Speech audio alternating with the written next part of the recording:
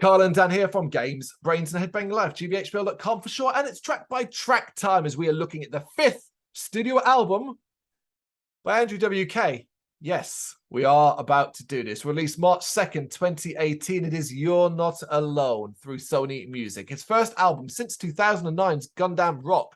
So 9 years between releases, and a lot had changed on his path then. I do want to preface this by just quickly reminding people that I think this album is good for people's mental stability, mental health, and that if although like I grew up with Andrew W.K being in my ear, well, one or two songs particularly, and hated him, not personally, but him, the artist, because of those tracks. I swear to God, if I've ever to hear Party Hard again, I think I'd cry.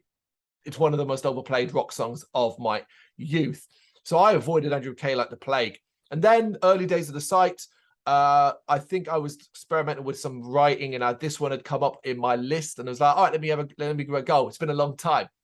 And I listened to it and was both shocked and blown away by what I perceived as sounded like almost like a self-help kind of like kind of thing. Obviously, from that, I did some reading and finding out that Andrew W.K is a motivational speaker, a great advocate for mental health and all things like that. Yeah, and that just grew my respect for him. And these days, I would turn around and say to you, look, if you've got anything bad to say about Andrew W.K, I'm probably going to argue with you about it in regards to decency, or at least what appears to be from the outside a decent human being. Whether you like his music, whether you like this album, it's irrelevant to me.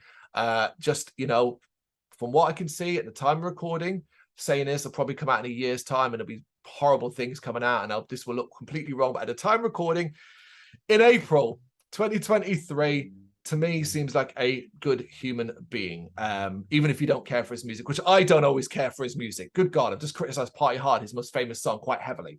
But Andrew W.K, you are obviously from a totally different era, and Andrew W.K's music, I can't imagine ever crossed your path up to this point. The name doesn't ring a bell. I can't honestly tell you that I've ever heard any of this stuff before. Even Party Hard. When it's time to party, you will party hard. Very quick listen to it now, and I'll tell you. No. To be fair, it might make sense because this was one of those tracks that was heavily played on the TV stations back in the day. Obviously, when you eventually started getting into the kind of rockier, heavier music, this shit didn't exist. So there's almost no reason why you would have come across it. No. Yeah, it's cool. It's cool. So then, all right, full album, different. We'll talk it through and kind of see what you feel as much as anything else, because I've got a lot of positive things to say about this album, but I do also have issues. So there you go.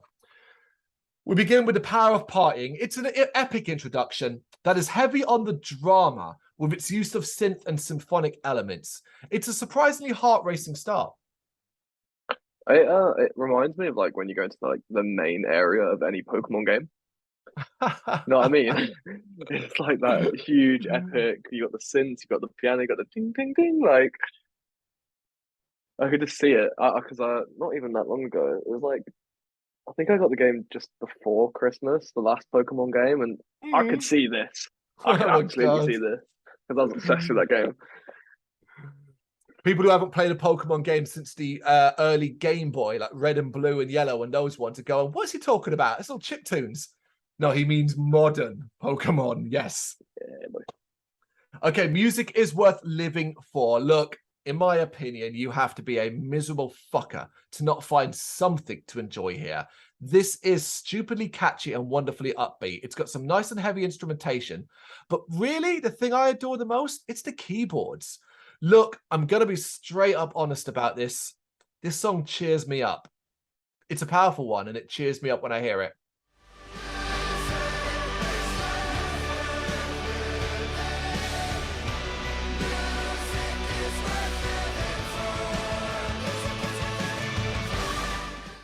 I obviously I read the track listing, I looked through it, and I was like, okay, cool, this is very uplifting music. And I'm like, sick, because sometimes you need this sort of stuff.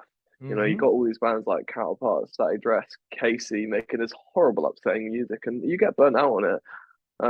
It's like at a metal show.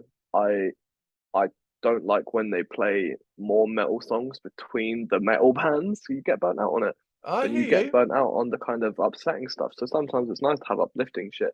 And I got to agree with my father here that if you think this, if you don't like this because it's uplifting, then you're a dickhead. Like you got to be some different kind of miserable to not find something here. And I agree with you. The keyboard and the synths, what make this really interesting. It's the details in the mix as well that I'm like, I do urge people, if you do want to check this track out, go watch it with the video. The video is insane, and it's just the extra touch this track needs. I have to check that out. Ever Again, the uber poppy and alternative opening effects are initially off-putting for me at first.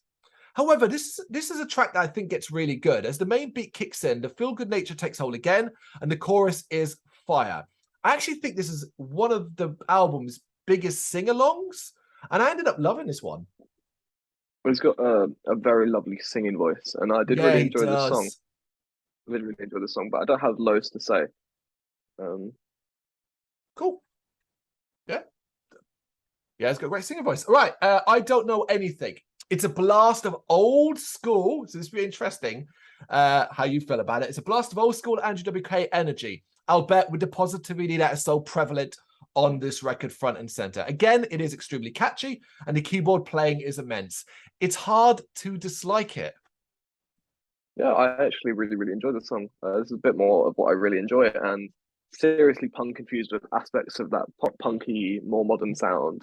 I'm really behind this track. I'm really behind it. Cool, cool.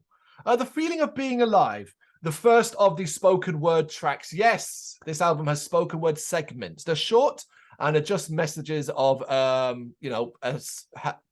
motivational messages.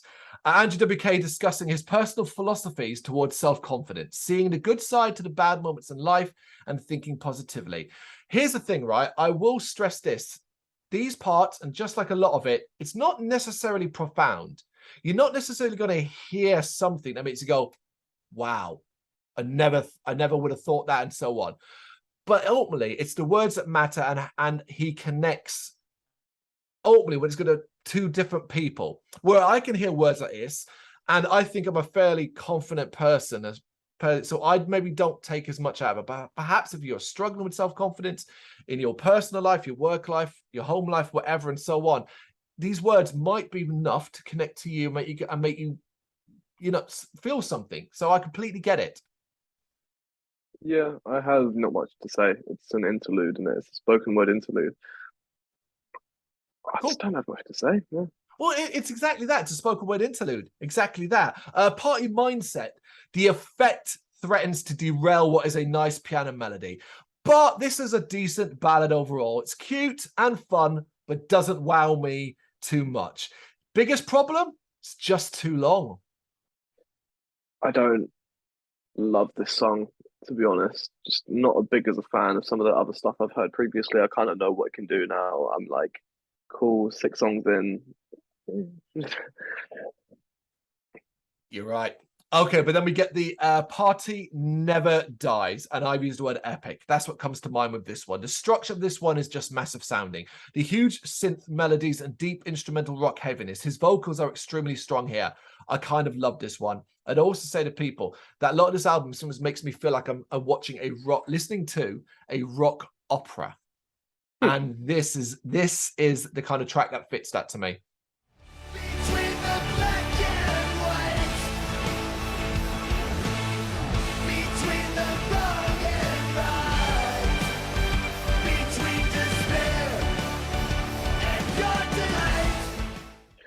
This guy seems to really like parties. He does, yeah. The symptoms on here really shine through, and I think this is a track to listen to if you're trying to just pop into this album, pick out a couple. I'd reckon give this one a go. Agreed. It is one of the singles. So you Thanks. nailed it. Yep. Give Up on You. I Don't Care if this one is overtly melodramatic, I recognize that it is overtly melodramatic. I simply say this. It is very uplifting, and the melody of this one is pure gold. It builds and builds an epic feel goodness. Its message is strong. This is obviously track number 8. The bells and such are a really nice touch here. And it Hmm. feels like a track you'd end the album on. I looked and went, the fuck, there's 8 more songs. Not that that's an Incredible. issue. No, but you are right. It's very easily could, yeah, like this feels like an ender. Like, again, I'm going to go back to that rock opera. This is the track that perhaps could be the intermission. Given the title of the song, the massive solo it ends on, you're like, okay. I was like listening to it, like, oh, okay, is that it? Like, no. I hear ya. I hear ya. All right, let's get through the rest of them then, because we then got Keep On Going. A nice keyboard melody, some sweet vocals, and some nice thumping groove. It is another catchy one, undone by a common problem I have with the whole album. It is too long. But I also think this one has a weak chorus. I think I wrote it's super uplifting music, which is nice. This one didn't do as much for me as some of the other songs, but I still enjoyed a certain amount of it. But yeah, I do agree that it's too long. Yeah, he needs a little bit of quality control, I think. In your darkest moments, it's another spoken word segment talking about getting through dark moments. Yeah, spoken word interlude feels a bit like that Andrew Tate fella, like grind set mindset sort of thing. I don't love it. I don't know. I don't know if that's a fair. I don't think that's a fair comparison at all. You know, I guess it depends on how much you know. I don't want to get into the an Andrew Tate because again, talk about an insane fucking fan base. You know what? Let's. I'm going to say right now, get in the fucking bin, you bunch of weirdos. There it is. The devil's on your side. Talk about being too fucking long. This is dragged out way too much, and unfortunately, doesn't have a hook to keep me interested. Yeah, I wrote this one doesn't do loads for me, but it might be because of the fatigue of listening to 11 songs so far. Um, and like when you've listened to 11 songs and they've all been like 4 or 5 minutes long, you're like, come on, wrap it up, mate. No, it is the biggest criticism I have of this album. It's something I'm acutely aware of because it continues in the Break the Curse, and it's the same problem, but it's even longer. Some cool sounding synth can't save what, for me, what is an overtly bland track. I find this one quite boring, and by the time the tone switch occurs, I checked out mentally. It's a shame because the tone shift is cinematic, and that's pretty cool. But no, man, like if you are at this stage, you might be worrying, oh no, have I heard the best it has to offer?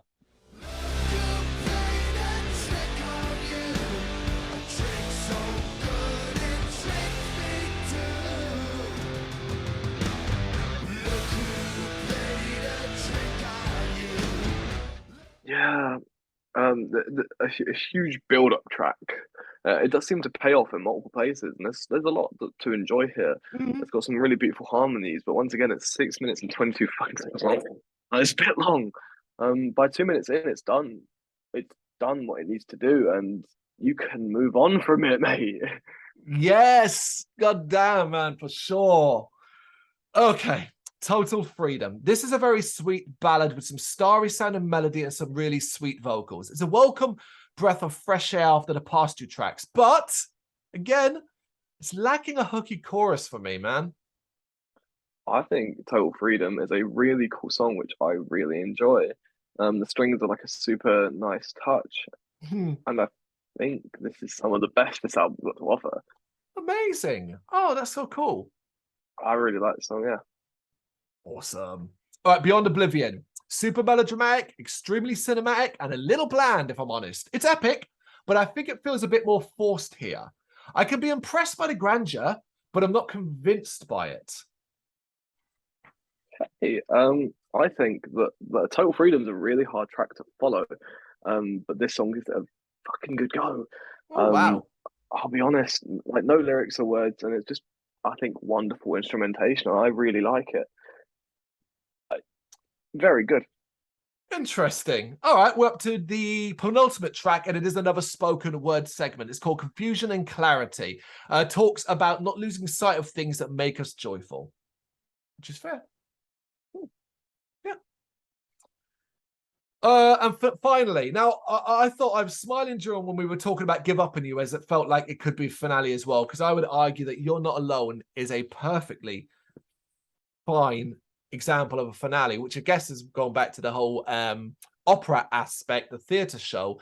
This could be the proper finale, whereas the other one was the intermission closer. You're Not Alone. It's a big finale that brings back that smile. The orchestration and keyboard melody is immense, and the lyrical content is just lovely. I really like it as a finale, even if I recognize that it's quite repetitive.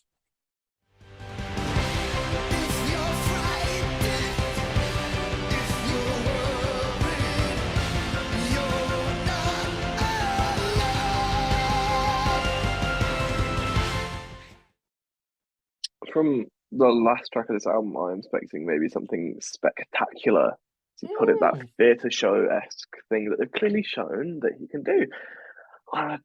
It's nice, but I don't think it does as well as some of the other songs on this album. Dan, you just, I think you're stuck. You're not stuck, but I think you're sure on Give Up on You should have been the finale, right? Yeah. Yeah, I guess Definitely. With what you're describing there, that would be the perfect fit. And I can't argue with it because I kind of know you're right. Because, oh my God, because you're arguable as well. You're Not Alone with its content going into Give Up on You, Don't Give Up on You. Like, that's very matching. Oh. It would have made sense. Oh God. I do wonder if they had some last minute track listing changes and that was meant to be the last track. Interesting.